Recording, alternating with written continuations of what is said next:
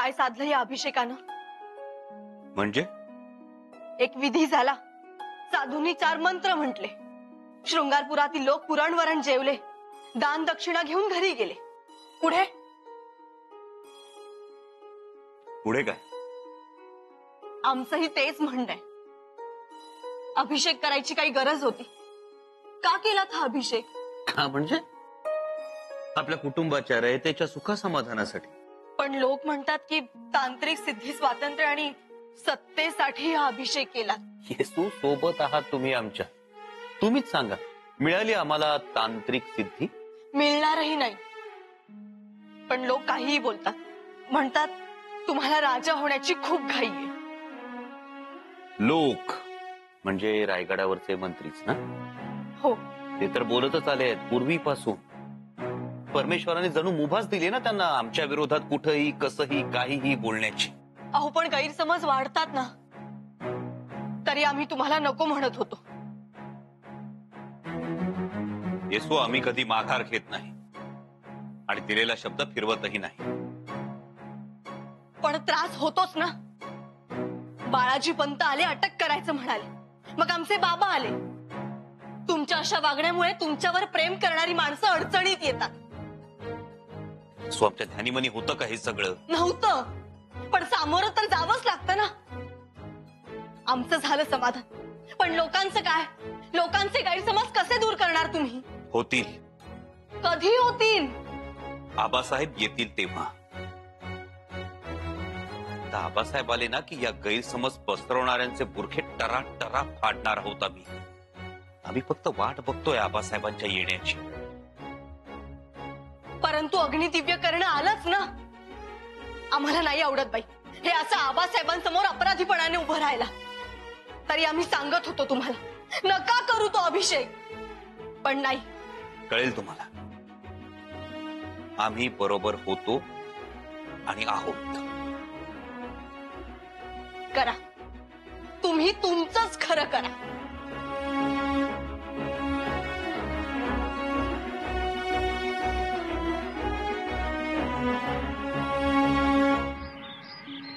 महाराणी साहेब, शृंगारपुरातल्या तशा काही खबरा आल्या आहेत. आपली आज्ञा असेल तर आम्ही आपल्याला. हर हर महादेव, हर हर महादेव. बाळराजे काय शोभून दिसतात ना? म्हणजे काय हो, महाराजांचं बाळरूपच हे. मातोश्री, आम्हाला इजाजत द्यावी. इजाजत जरूर मिळेल, परंतु मोहीम कोणती? आम्ही आमच्या दादासाहेबांना सोडवायला निघालोय. दादासाहेबांना सोडवायला? हो, त्यांना अटक करण्याचे आदेश पाठवलेत ना? सांगा ना, आदेश पाठवलेत ना? हो, म्हणजे या अगोदरचे आदेश आमच्या दस्तुराने जायचे, मग हा आदेश आम्हाला का दाखवला नाही? बाळराजे, आपण लहान आहात. आणि जप्तीचे आदेश देताना मोठे होतो आम्ही. आम्ही मोठे आहोत. हे बघा, आम्ही तलवार घेतली आहे, आमचा घोडाही सज्ज आहे. आम्ही आमच्या दादासाहेबांना अटक होऊ देणार नाही. बाळराजे, असं बोलू नये. आम्ही बोलणार. बाळराजे, अदब सांभाळा.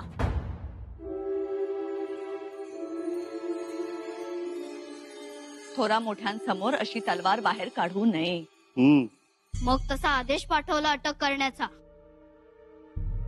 माफी असावी मातोश्री, परंतु यापुढे आपण आदेश देणाऱ्यांना सांगून ठेवा, आम्हाला हे आवडणार नाही.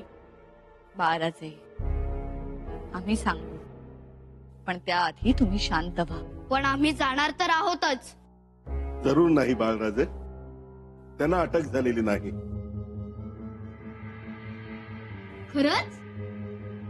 हो, युवराजांना अटक झालेली नाही. हे दादासाहेबांना अटक झाली नाही. राणीसाहेब, युवराजांना अटक केलेली नाही. म्हणजे तुम्ही कलशाभिषेक थांबवला तर? नाही राणीसाहेब. हो, पण आदेश तर अभिषेक थांबला नाही तर अटक करण्याचा होता ना? अहो, हे तर वशीकरण, चेटूक, भानामती, चिटणीसांना शृंगारपुरात चेटूक करण्यात आलं, असाच यातून अर्थ निघतो. असं काहीही नाहीये. मग कारवाई का केली नाहीत? कारण युवराजांनी दिलेल्या खुलाशावर आमचं समाधान झालं. अहो तुम्हाला झपाटलंय याचा अर्थ. शब्द जपून वापरा अनाजी. आपण महाराजांच्या पवित्र वास्तूत उभे आहोत.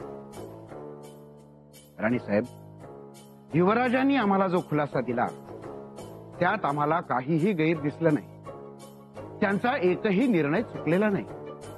उलट शृंगारपूरच्या सोभ्याला त्यांनी शिस्त लावली. लोक आनंदी आहेत. कलशाभिषेक विधी करतात आपल्या जन्मदात्याच्या विरोधात सत्तेवर बसण्यासाठी. तसं काही नाही राणी साहेब. हा एक अत्यंत साधा विधी आहे. आपण जशी पूजा करतो, महादेवाला अभिषेक करतो, तसाच हा एक अभिषेक आहे. त्याला दुसरा काहीही अर्थ नाही. याचा अर्थ तुम्ही अजून दबावाखाली आहात तर? कसला दबाव? आम्ही सत्य बोलतो. मग शृंगारपूरच्या रानात आपल्याला तलवारी लावल्या हे कोण सांगणार? पंत, तलवारीच्या धारेखाली उभं राहून निमूटपणे अभिषेक बघत राहिलात. बोला, हे खरं की खोटं? म्हणजे मजल इथवर गेलीये. स्वराज्याच्या चिटणीसांना तलवारी लावल्या जातात.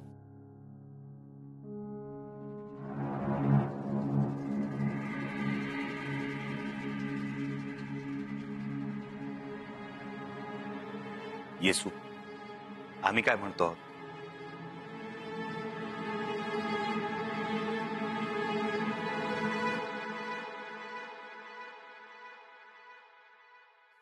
नाराज झालात? आमचं म्हणणं तरी ऐकून घ्या ना. ठीक आहे, नका बोलू आमच्याशी, पण आम्ही आमच्या बाळाशी तर बोलू शकतो.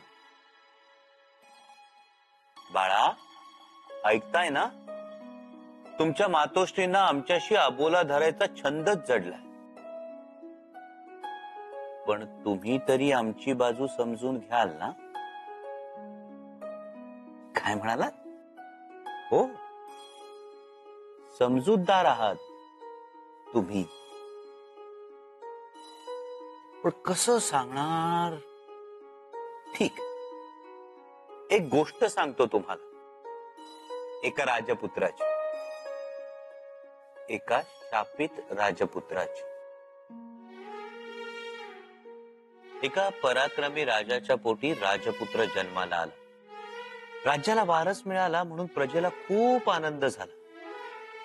नियतीच्या मनात काहीतरी वेगळंच होत. लहानच्या राजपुत्राला सोडून त्याची आई देवाघरी गेली. राजपुत्र आईच्या मायेला पारखा झाला. म्हणून त्याच्या आजीनं त्याच्यावर मायेची सावली धरली. आजीच्या मांडीवर आपला राजपुत्र खेळू लागला, वाढू लागला, तिच्या संस्कारात मोठा होऊ लागला.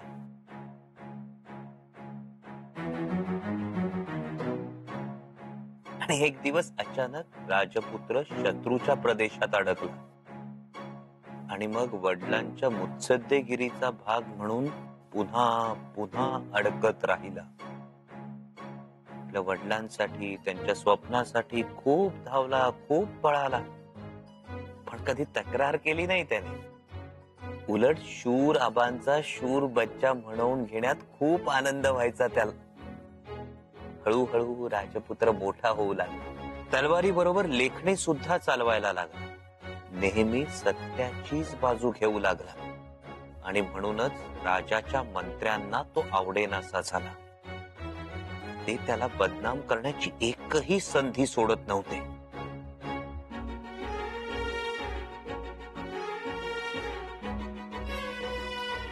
राजपुत्र मात्र चालतच होता. सत्याचा मार्ग कधी सोडत नव्हता. पण कसं असतं बाळा, कधी कधी जवळची माणसं या गोष्टी समजून घेत नाहीत. रुसतात, रागावतात, अबोला धरतात. हे असा अर्थ काढणं आणि अर्थाचा अनर्थ करणं हे मला बिलकुल आवडत नाही. पण तलवारी लावल्या त्या तुम्हालाच ना, का तेही खोटं होतं? तलवारी लावल्या त्या तुमच्यामुळे. हो, इथे युवराज आणि त्यांच्या जीवातल्या लोकांची अशी धारणा झाली आहे की रायगडावरून युवराजांसाठी कुठल्याच चांगल्या गोष्टी येत नाहीत. बाळाजी पंत, आपल्या मनात शंभूराजांबद्दल जिव्हाळा आहे. असं काही नाही. चिटणीस आहोत आम्ही, तत्वानेच चालतो. तत्वाने चालतात ना? मग आता तत्व आणि सत्व दोन्ही सोडून बसलात. बिलकुल नाही. मग युवराज एवढे महाराजांच्या जीवावर उठले आणि तुम्ही नुसते गेलात आणि आलात. युवराजांच्या बद्दल बदनामीची गरळ ओकू नका. काय बोलताय? आम्ही गरळ ओकणारे आहोत? मग कशाला अभिषेकाचा कलशाभिषेक केला? साध्या पूजेला स्वार्थाची झालर लावली. अहो, त्यांच्या त्यागाचा तरी विचार करायचा. त्या वयाच्या 9व्या वर्षी ते राजकारणात आले. स्वराज्याच्या हितासाठी बिरजा राजांच्या छावणीत राहिले. हा पाढा पाठ झालाय आमचा. आणि महाराजही म्हणतातच ना, कालच्या पुण्याईवर आज रायगडावर उजाडत नाही. आजही पुण्याईच करावी लागते. हो, मग समजून घ्या, आजही ते पुण्याईच करत आहेत. बाळाजीपंत, ही पुण्याई महाराजांना अडचणीत आणायची, ही पुण्याई लाखाच्या पोशिंद्याच्या जीवावर उठायचं, परवानगी शिवाय अश्वदळ उभं करायचं, समोर येईल त्याला सारा माफी द्यायची, स्वराज्याच्या शत्रूशी दिलर खानाची मैत्री करायची, त्यानं पाठवलेले खलिते एकांतात वाचत बसायचं, ही पुण्याई. हे सगळं आम्ही महाराजांना सांगणार आहोत. महाराज यायचीच वाट बघतो आहोत आम्ही. ते आले की याचा सोक्ष मोक्ष लावणार. हसताय का? कारण युवराजही तयारीतच आहे. हं? सगळा लेखाजोखा आहेच की त्यांच्याकडे. लेखा जोखा. आणि एक लक्षात ठेवा, महाराज रायगडावर येताना वाटेत शृंगारपूर लागतं. तुम्ही सदरेवर तलवार उपसली, हे आम्हाला अजिबात आवडलेलं नाही. माफ करा मातोश्री, पण दादासाहेबांना अटक करावी असा आदेश ज्याने काढला त्याला आम्ही सोडणार नाही. महाराजे, आधी तलवार म्यान करा. एकाच वेळी तुम्ही 2 अपराध करत आहात. लक्षात ठेवा, तुम्ही तुमच्या मातोश्रींशी बोलत आहात. पहिला अपराध, मातोश्रींसमोर तलवार उपसणं. आणि दुसरा अपराध, तलवार नुसतीच बाहेर काढून म्यान करत नसतात, तो तलवारीचा अपमान होतो. पण आम्हाला राग आला होता. बाळराजे, संयम बाळगायला शिका. शस्त्र बाळगणाऱ्याने शस्त्राचा मान ठेवलाच पाहिजे. पण दादासाहेबांना अटक का? कशासाठी? असं विचारा. तुमच्या दादासाहेबांनी स्वराज्याच्या हिताची जपणूक केली नाही. आदेशांचं उल्लंघन केलंय त्यांनी. दादासाहेबांना पाठवलेले आदेश जर त्यांना मान्य नसतील तर? मुळात दादासाहेबांनी स्वराज्याच्या हिताविरुद्ध काहीही केलेलं नाही. आम्ही स्वतः पाहिलं आहे. रयतेचं प्रेम आहे त्यांच्यावर, अगदी शृंगारपुरात सुद्धा. असं तुम्हाला वाटतंय बाळराजे, पण महाराजांनी स्वराज्यासाठी एक शिस्त घालून दिलीये. स्वराज्याचा कारभार सुरळीत चालावा म्हणून. आणि जो कोणी या शिस्तीचा भंग करेल, मग तो कोणी का असेना, त्याची गय केली जाणार नाही. नातेसंबंध, प्रेम यास इथे महत्व नाही. आम्हालाही महाराजांनी ते शिकवलं आहे. अन्याय सहन करायचा नाही. दादासाहेबांवर अन्याय होत असेल तर तसा अन्याय करणाऱ्यांची आम्ही काय करणार नाही. अबे वो चांद बहरे, गलीचे को ठीक से लपेटना. आओ मुल्ला, पांडरे सरदार, हुजूर, ये सब क्या हो रहा है? ये सुरक्षा शतरंज क्यों लपेटी जा रही है? हुजूर, हमारी सब तैयारियां फिजूल है. हुजूर, ये संभाजी तो आने से रहा नहीं, और इंतजार की भी कोई हद होती है ना. तुम दोनों बड़े बेसब्रे हो. वो आएगा, जरूर आएगा. बंद कमरे में छोटी सी भी हवादानी इंसान के जीने का जरिया बन जाती है. समझे? शंभुराजे अपनों से, अपने वतन से सबसे दूर हो चुका है. हाँ बिल्कुल, ये तो मैं मानता हूँ. मुल्ला अहमद, अगर अपने वालिद से इतना प्यार करने वाला शहजादा होता, अपने वतन पर मर मिटने वाला शहजादा होता, तो आलमगीर बादशाह खुशी से फूले नहीं समाते. आप संभाजी राजे को इतनी अहमियत देते हैं, लेकिन ये सियासी लोग तो उन्हें जरा भी अहमियत नहीं देते. बिल्कुल सही कहा मुल्ला तुमने. ये दिलेर खान शंभुराजे के लिए एक हवादानी है, उसकी सांस लेने का जरिया है. एक दिन आएगा और जरूर आएगा मुल्ला अहमद। शंभूराजे हमारी छावनी में जरूर आएगा। आएंगे शंभूराजे? हाँ, हमने तो सोने का पिंजरा भी तैयार कर लिया है। हम उसमें आला किस्म के फल रखेंगे, पानी रखा जाएगा। किसी भी वक्त आसमान से चिड़िया पंख फैलाती हुई नजर आएगी। ये सोने की चिड़िया है मुल्ला अहमद, सोने की चिड़िया। इसकी खातिर तवाज़ो के लिए शाही इंतजाम तो करने ही पड़ेंगे। क्यों पांडे सरदार? हुजूर हुजूर, खबर है कि शिवाजी राजे दक्कन से रायगढ़ की तरफ रवाना हो चुके हैं।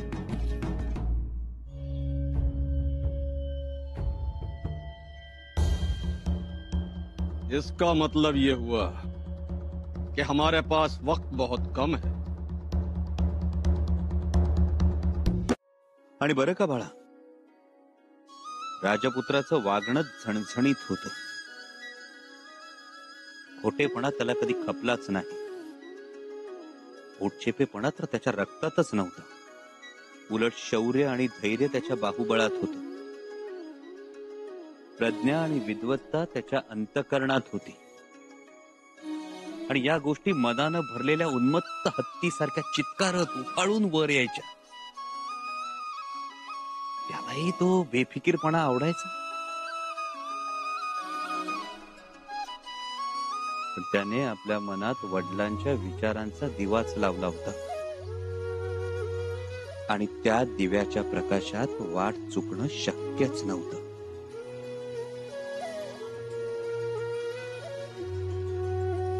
त्यानं वडिलांनाच देव मानलं होतं. आणि त्या देवाच्या जत्रेत त्याला शिरायचं होतं, चालायचं होतं, फिरायचं होतं, नाचायचं होतं, लेझीम खेळायची होती, मिरवणुकीत बेभान व्हायचं होतं. त्याला पुरतं ठाऊक होतं. एकदा मिरवणुकीत शिरला की चांगली वाईट माणसं त्याच्यावर गुलाल टाकणारच. त्याने नाराज व्हायचं नसतं. तोही नाराज होत नव्हता. त्याची एकच भावना होती, आपल्या देवाची जत्रा आहे, ते होणारच.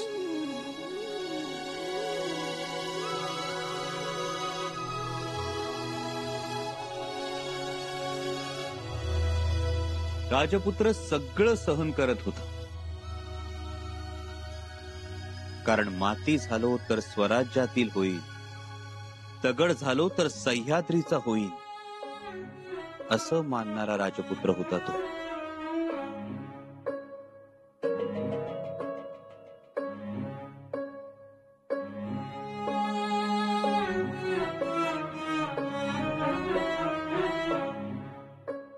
आणि अशा राजपुत्राला एक दिवस वनवासात जावं लागलं. राजपुत्र गेला, तिथे राहील. पण तिथेही त्यानं पराक्रम गाजवला, रयतेचं सुख पाहिलं. आणि त्याच्या विरोधात वारंवार तक्रारीचे खलिते जायला लागले राजाकडे. राजपुत्र डगमगला नाही. राजपुत्र तेव्हाच डगमगला जेव्हा त्याचं आपलं माणूस सारखं सारखं त्याच्यावर रुसू लागलं.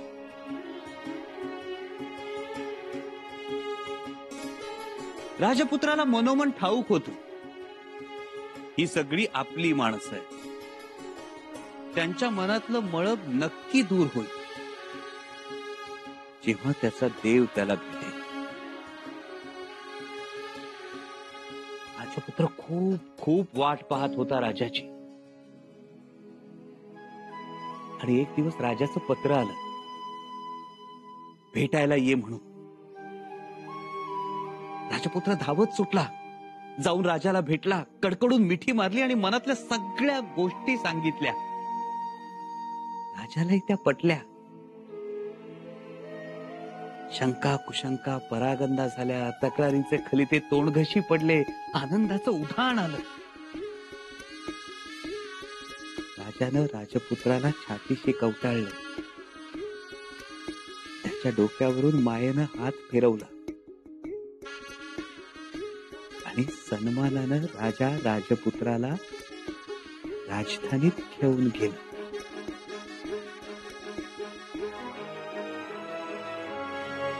कशी वाटली आमची गोष्ट?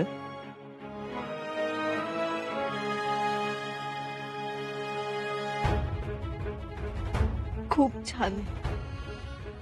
बाळालाही आवडली आणि त्याच्या आईलाही. शेवट गोड आहे. गोड व्हावा.